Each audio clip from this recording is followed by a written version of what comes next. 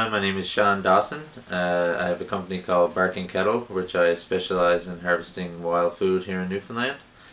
Supply a lot of the local restaurants around town and St. John's Farmers Market and food festivals and breweries, distillery, whoever's using Newfoundland wild ingredients. I started foraging when I was very young, as long as I can remember. I spent a lot of time with my grandmother on the southern shore, and my favorite pastime was just picking berries. We picked loads of berries. She always had me out in the spring picking dandelions so she could blanch them and put them away in the freezer for the year. Me and my brother spent lots of time on the beaches harvesting mussels and knocking on the neighbors' doors asking for their plums and apples. And yeah, I just always had a fascination and an interest in wild food and free food and just harvesting my own food. Yeah, we're pretty lucky to live in Newfoundland, and there's so much food around. Everybody has food in their backyard, and if we learn how to do it sustainably, there's enough for everybody to put some away for the winter. So Shawn, what are we after here? We're here picking the first dandelions of the season. It's late March here in Newfoundland, pretty early spring we're getting for us. But there's a lot of food that you can harvest this time of year. A lot of the tender greens starting to come out. So here's the dandelions. They taste best this time of year before they've come close to flowering or anything like that. So we just harvest the leaves for salads, or you could use it as like a cooked spinach, anything like that. And then I save the roots, and I put them in a bucket of water and just let them sit there for a day. Take them out and clean them off, and then I roast them in the oven, and they're a great coffee substitute or a chicory substitute. So here we're harvesting watercress. Very delicious, tasty, spicy green. It's one you can pick all winter and throughout the spring. With watercress, you really want to make sure you're in an area where the water is moving. So the spring is a really great time to do it because we're getting a lot more rain and everything like that. So we're here harvesting sheep sorrel, very lemony tasting green. It goes great with the salads, so with the dandelion and chickweed we'll mix it in there for that lemony bite. Hey, so I'm here picking chickweed, another very early green you can find here in the spring. It's a very peppery tasting green. I'll combine it with the dandelion and some other things that we're picking here in the backyard and make a nice fresh spring salad. So we're berry picking in March here in Newfoundland. This time of year is a great time to get cranberries next to the coast. They taste really good, just slightly fermented, but they hold up really well. They'll go in our salad as well. Delicious. I think foraging is so important here in Newfoundland, and I do notice a big difference in the last 10 years that a lot more people now are interested in wild food and where the food comes from in general. When I first started trying to sell wild foods like sting nettles and dandelions and Japanese knotweed, a lot of people thought I was crazy. Like people at the farmers market thought I was pretty insane, and some of the restaurants would give you some looks when you come in the back door with some of these things. But thanks to the chefs that care so much about cooking food from here in Newfoundland and wild food, that I've noticed such a big change here. A lot of people have tried these foods, famine foods, in great restaurants around town, and there's a lot more home cooks now that want to use these foods. A lot more foragers that are interested in going out and harvesting the food themselves. And we're lucky enough to live in a place like Newfoundland where we can sustainably harvest enough food to put it away for the winter, and everyone can cook with the food from here. What about dandelions? Talk to me about dandelions. If you got the time, I could go all day about dandelions. Dandelion is definitely my favorite plant. It's so versatile. You can use everything from the root right to the flower. A lot of what we use here is the greens for salad here early in the spring, and we harvest them right till they flower, and then they begin to get a little bit bitter. But before that, they'll produce these little buds really tight to the plant, and I harvest those and eat them as a pea. You just steam them, salt, pepper, butter, absolutely delicious. And when they shoot up on the stem, before they flower, I pick those buds and caper them in a lacto ferment, so it's just pretty much pickled in salt, which are beautiful. They're so delicious. The flour can be used to make meads, beer, wine, jelly, dandelion flower jelly. The root you can harvest and dry the root and use as a coffee substitute or any recipe where you're using chicory. Yeah, dandelion's just such a versatile plant, and a lot of people say in Newfoundland it's the reason that a lot of people didn't get scurvy years ago because we don't have a big strong tradition of harvesting wild mushrooms or sting nettles and a lot of things, but Newfoundlanders always harvested dandelions. Recently came out with a book called The Forager's Dinner. It has all these things we're talking about. It's a it's a field guide and cookbook, so it's what to pick, when to pick it, how to use it, and I went and asked a lot of my friends I sell to contribute recipes. So there's a lot of great recipes in there. Boulder Books did a fantastic job of editing it and laying it out so it's easy to read. I recommend you pick it up if you're looking into getting into foraging. A lot of great recipes you can use here in the spring. And I'm working on a wild mushroom book now too. I hope to have that finished for the fall. But it's so good to see people are really interested in wild food here on the island.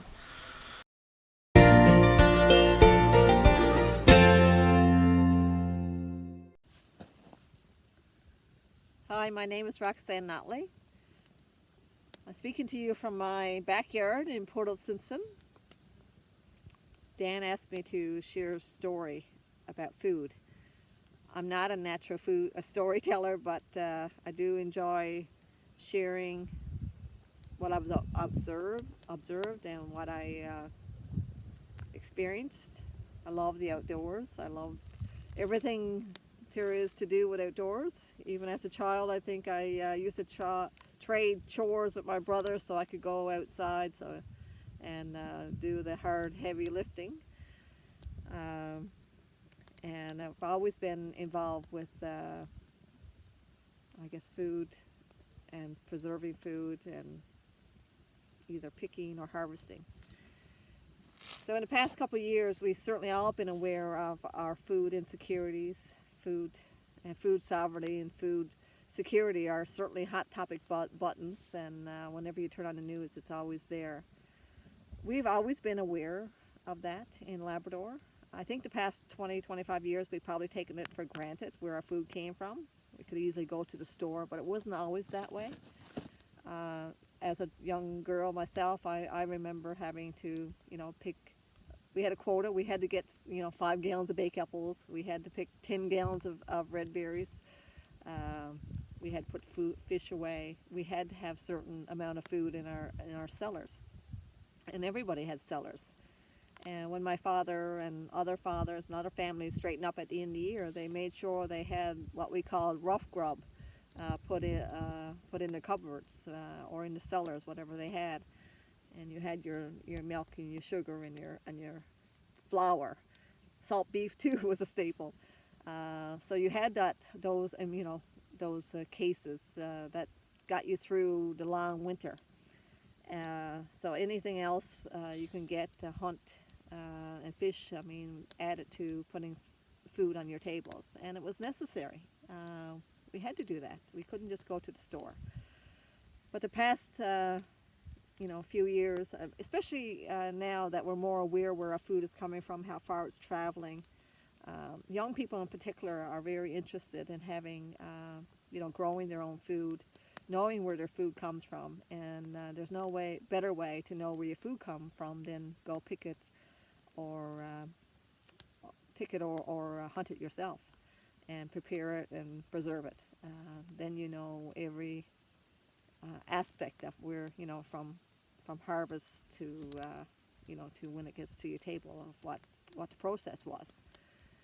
And everybody have different techniques of doing that.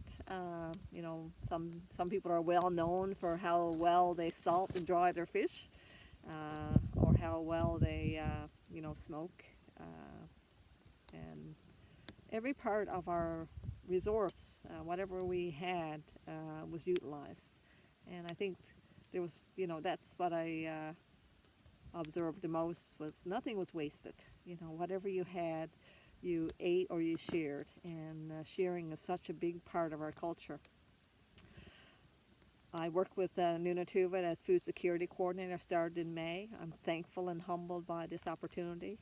We serve over 6,000 members living across Labrador, but predominantly living across the country or the world probably, and a lot in across Newfoundland and Labrador, but predominantly in central and southern Labrador. And I've just been amazed with the resilience of our people.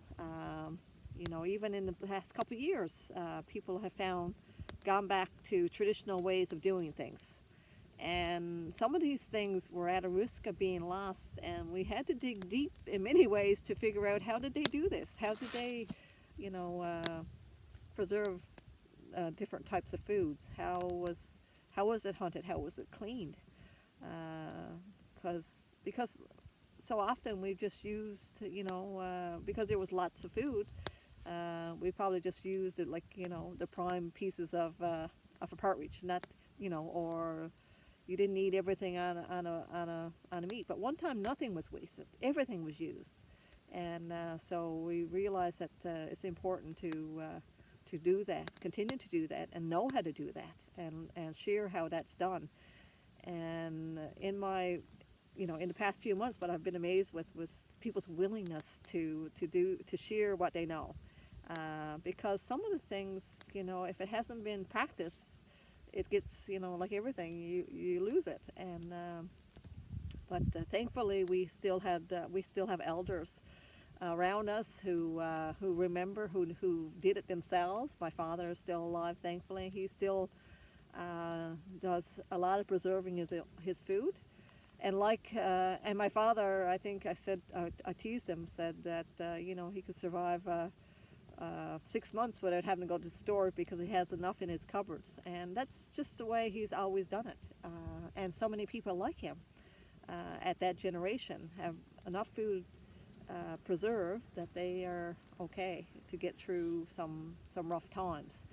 And when the onset of COVID, I think we all were bracing ourselves for those rough times, and we started questioning where our food was coming from even more, and start questioning ourselves about our own capabilities of being able to, you know, endure and ride out those rough times like our forefathers had done. They knew, and our, you know, I'm from a fourth generation Notley, and my grandparents, you know, they relied on the tools and teaching of the people that were here before them, which were Inuit people. And I'm so thankful for the lineage that's there, that I had that and that I have that. And, you know, they learned how to survive here. The fact that we're still here, despite all the challenges, and there's many reasons why I guess people could have left and tried to make life easier somewhere else, but the fact that we're still here just shows our resilience, and the fact that we can make almost something out of nothing. You know, when there was not a lot of food, or there was not much it wasn't plentiful, we still found a way to put food on the tables. And I'm humbled by that. I'm humbled by people's resilience. The past year in this position, we offered a couple of grants, one being well, several grants, but in relation to food, was a gardening grant, and we had a lot of people that availed of that. And I was amazed with how people use that grant to provide food for themselves and their neighbors, and you know, other people in their family. Even you know, they were able to grow enough food. You know, just getting emails now saying, I'm just starting to run out now. So, you know, the food that they growed, was able to sustain them throughout the winter. And so I think it just give everybody confidence that they can do this. They can really, you know, get into growing their own food, provide for their own family. The food that they grow is actually better quality, it lasts longer.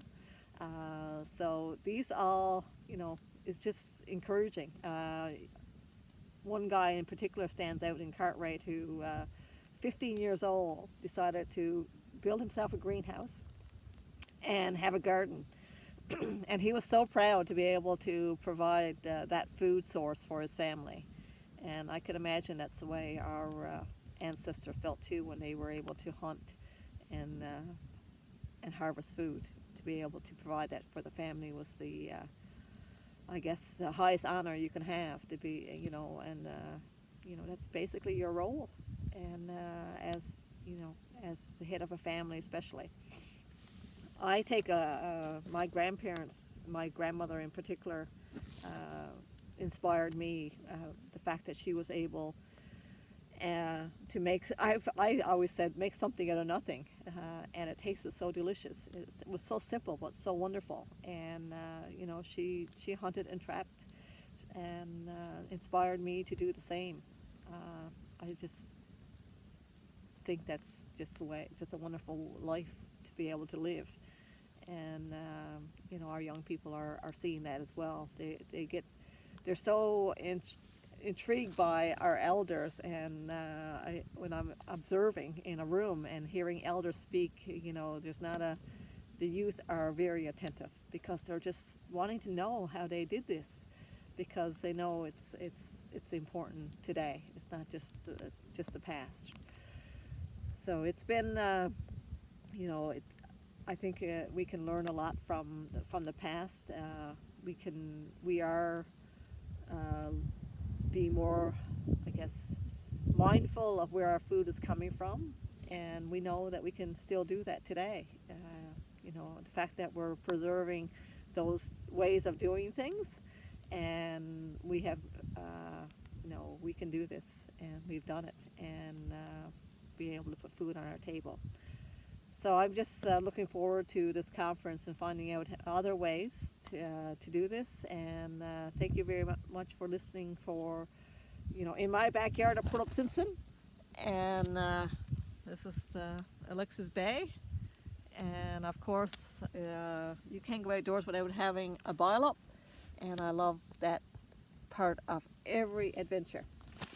Mick, thank you.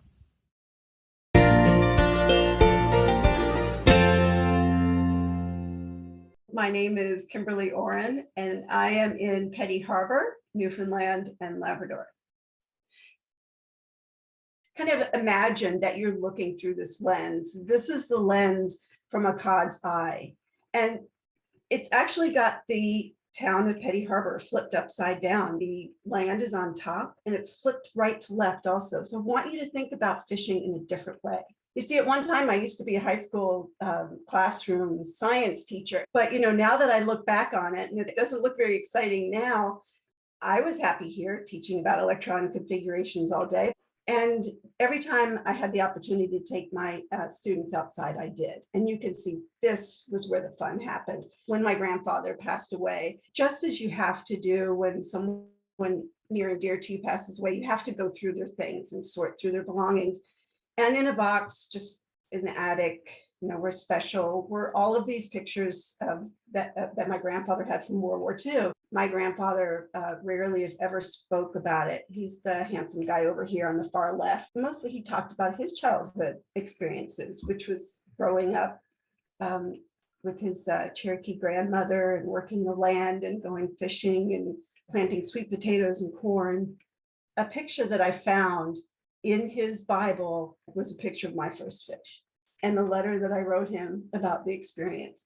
Now, I know what this childhood experience meant to me. It formed the basis for my interest in science, because I wanted to know all about the fish and what the parts were in the guts and where the fish came from. And as a high school science teacher, I was very aware of what was going on in the world. And even though this was back in the early 2000s and COVID wasn't on the go, as a science person, I was aware that pandemics were just around the corner. And I felt as an education person that the youth were at the center of all of this, and that we needed to provide an education for them about it, and that the ocean was at the center of it.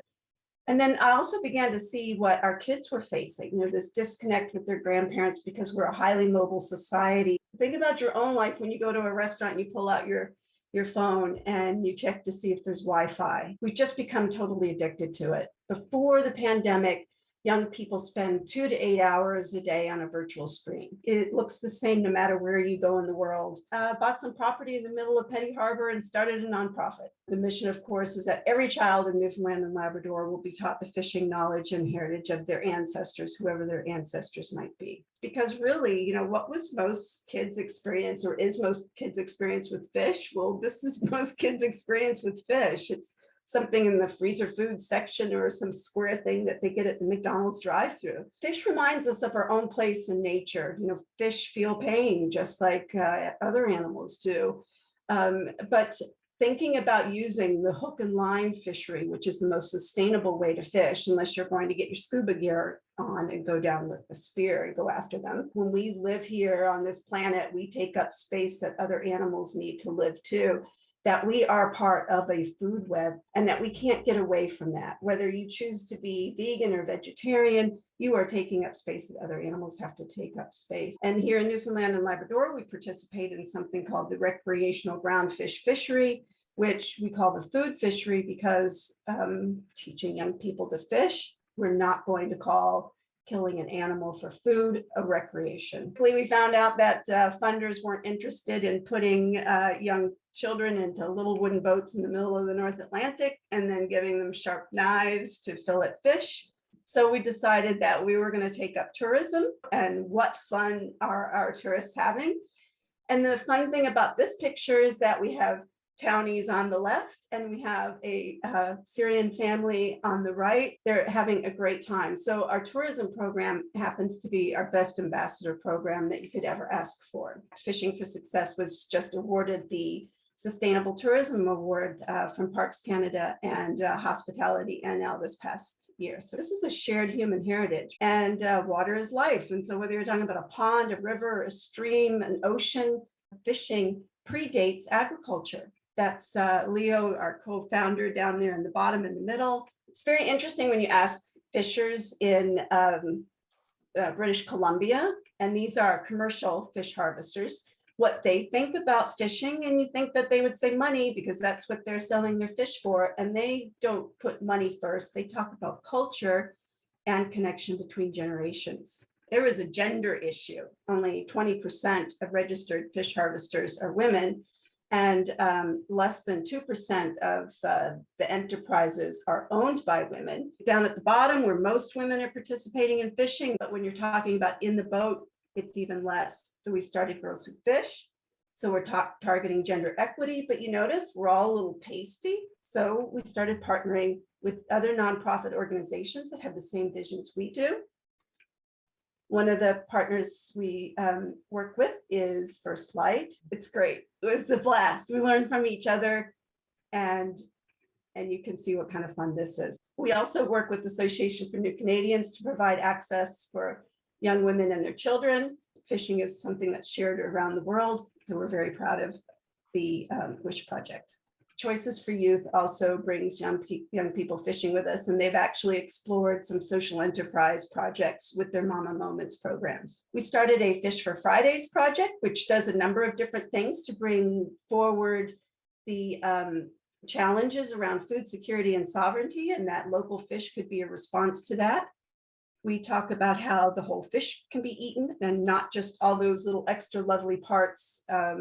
You see these little parts down in the middle bottom there that we tend to throw out. All of those are delicious, yummy pieces too. I can tell you, if you want to train young people or provide opportunity for them to develop businesses or become entrepreneurs, this is the best way to get started. You've just repaired that boat and now you're going to get in it.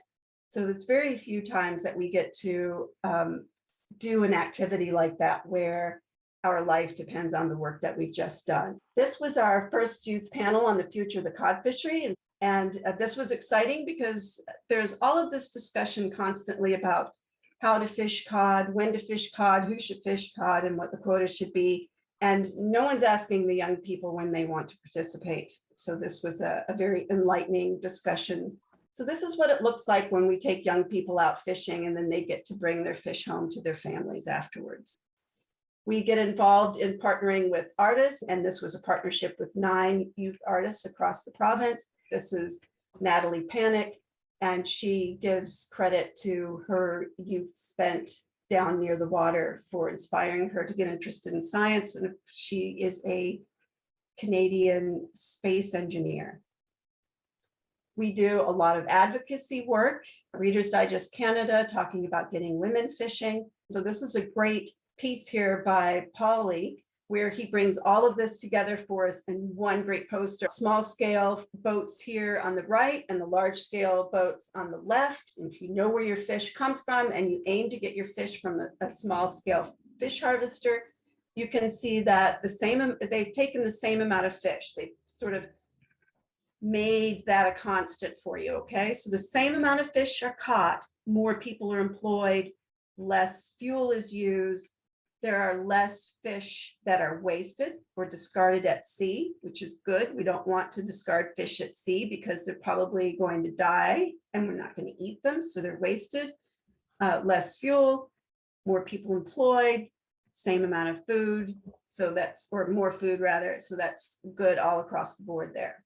Now, the reason I picked Petty Harbour in order to teach young people to fish is a couple of reasons. It's only 15 minutes outside St. John's, so you've got a lot of urban youth to introduce fishing to, and you have lots of wonderful nonprofits to partner with, and you have lots of tourists coming to Newfoundland and Labrador to visit. But Petty Harbour also has a unique history, and that was really important when communicating the story to young people about fishing and how we should be protecting fish for the future. And so fishing families here in the community have been promoting this protected fishing area since about 1895. It's actually on the Canada Fisheries Act, and you can see that map there. And so you can't drop gill nets here in the harbor. We are a participatory museum and a member of the Museum Association of Newfoundland and Labrador. And we are a TAP certified tourism operator. And this is our beautiful spot right in the middle of the community. All of our ramshackle fishing sheds. So before I say goodbye, I wanted to share with you a little story. She came fishing with us one day, and here she is with her little bag of fillets. And she's telling me this whole story about what she's going to cook when she goes home, and how spicy her supper is going to be, and all of the delicious ingredients she's going to add into the pan. And you can just see how thrilled she is to go home and cook her fish, because you can just see in her eyes, just as she's telling her story. We are trying to do our best to make room in the boat for everyone. And so thank you so much for inviting me here today. And we hope that the future has space for everyone in the boat to get some food by fishing, because there's more to fishing than just fish.